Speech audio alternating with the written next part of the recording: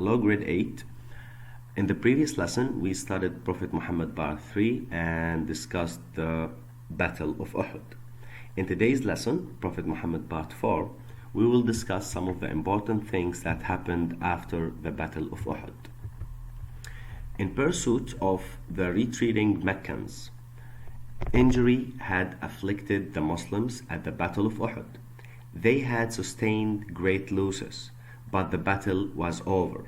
The defeat at Uhud was to test their faith in several ways. The path of Iman is full of trials and tests. When it was decided to take the fight outside of Medina, the people of weak faith and the hypocrites withdrew. This segregated the true Muslims from the hypocrites. Then some of them who were entrusted to guard a very important post disobeyed the Prophet's orders and engaged themselves in the collection of war booty, resulting in the Muslims' severe setback. The Muslims were taught the painful lesson that they couldn't attain victory unless they were disciplined and obeyed the orders of the Prophet. Thus, Uhud was such a test to teach them these lessons. أي أن الخسارة في معركة أحد أعطت درس مهم للمسلمين. في البداية فرقت بين المؤمنين والمنافقين، ثم أعطت درس للمسلمين بأن يتبعوا دائما أوامر النبي في المعارك. The true believers came out with firmer faith. They were ready to fight and die in the way of Allah. The hypocrites, on the other hand, were exposed as excuse seekers. They wanted to remain safe within Medina, away from the battlefield. The Muslims also learned the lesson of complete obedience to the Prophet, which is the prerequisite of Iman. 70 believers were martyred at Uhud. 4 of them were from the immigrants, while the rest of them were from the helpers. As we studied earlier, immigrants means the people or the Muslims who traveled from Mecca to Medina, and the helpers are the Muslims who welcomed those immigrants in Medina. The Quraysh, on the other hand, lost 24 men.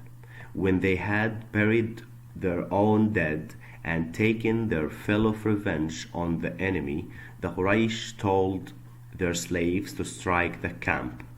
They now prepared to set off. They began to move in the direction of Mecca.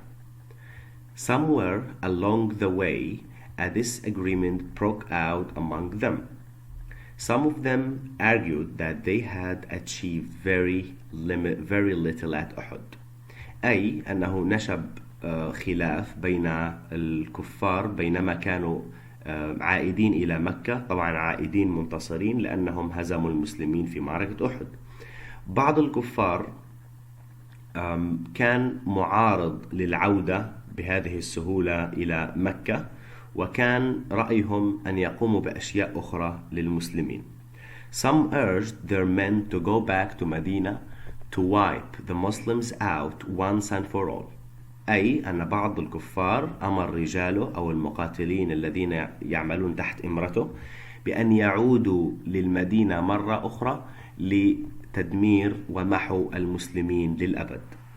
The Prophet and the Muslims had returned to Medina late in the evening of the 15th of Shawwal in the 3rd year after the Hijrah. The Muslims were exhausted, many were wounded, but early the next morning, after the dawn prayer had been offered, the Prophet told Bilal to announce to them and to others that the enemy must be pursued. أي أن في صباح اليوم التالي بعد صلاة الفجر الرسول عليه الصلاة والسلام أمر سيدنا بلال بأن يعلن بأنه يجب ملاحقة الأعداء. But none shall go out with us, he said, except those who were present at the battle of yesterday.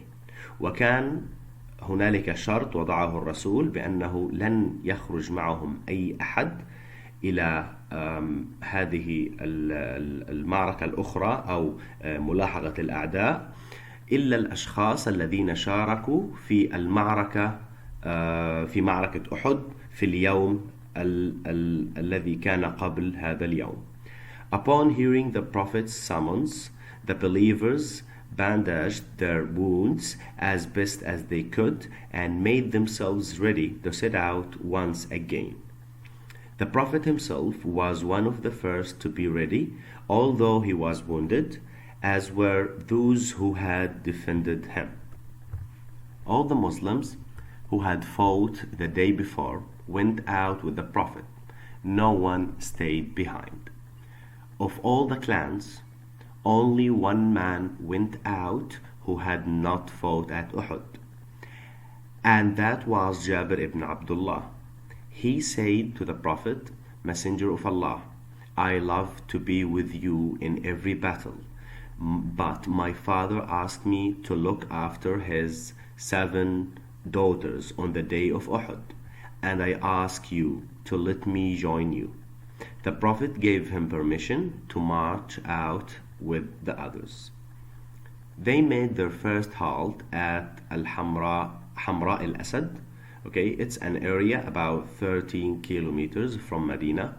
Thereupon, in that area, the Prophet ordered his men to spread themselves over a wide area of ground.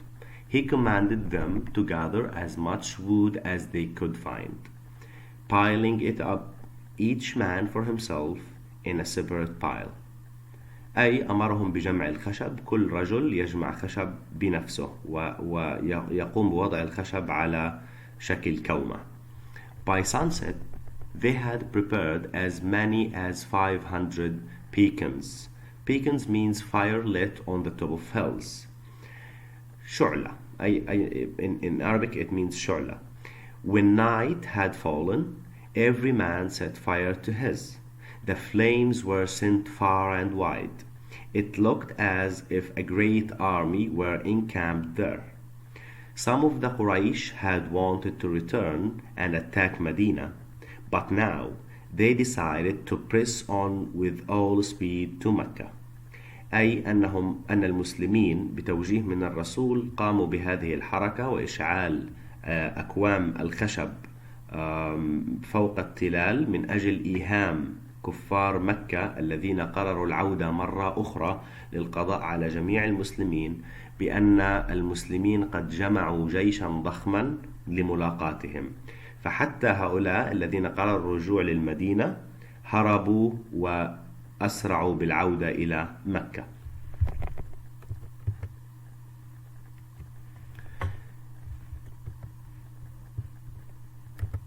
The event of Raji', treachery and deceit أو حادثة الرجيع.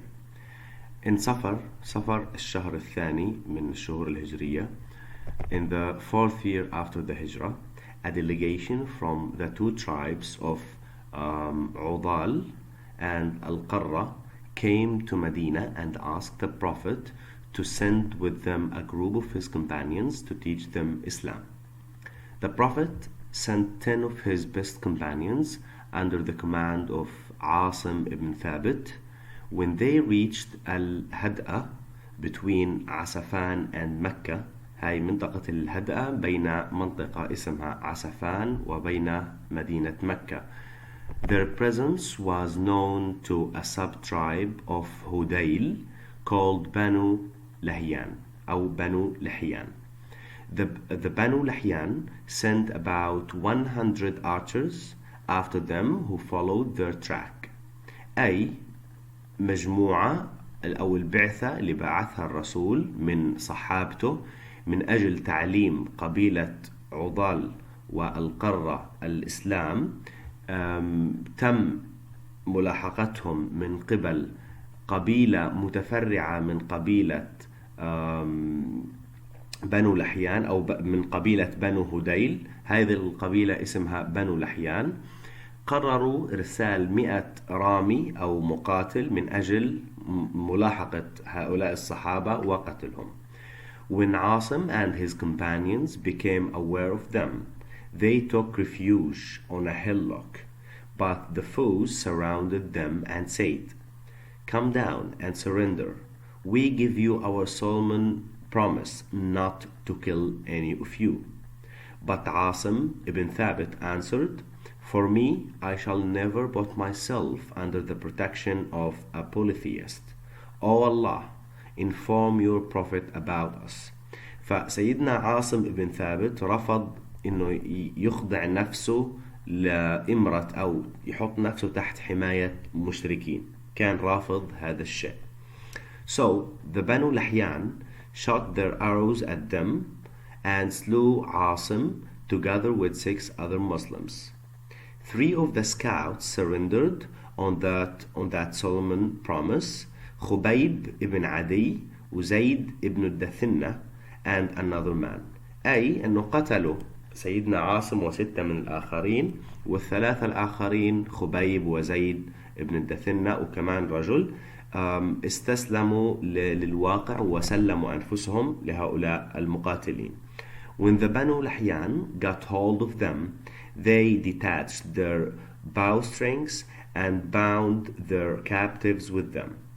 The third man of the Muslims, Abdullah ibn Tariq, cried out, "This is the first treachery. By Allah, I shall not go with you, nor shall I follow those others." He meant thereby his slain companions' orders. The Banu Lahyan dragged him because he refused to go with them. So they dragged him along. When he refused to go with them, they killed him. Khubayb ibn Adi and Zayd ibn Dathinna were taken along and were sold in Mecca in revenge for some of the polytheists who were killed at Badr. This event is known as the event of Al-Raji', after the watering place not far from Mecca where it took place. So in our next lesson we will continue with Prophet Muhammad part 4. I know it's a long lesson, it's a long unit. That's why I decided to divide it into 3 lessons. So we finished the first lesson now, or the first class, and we still have 2 other classes. Inshallah, we will finish them within this week.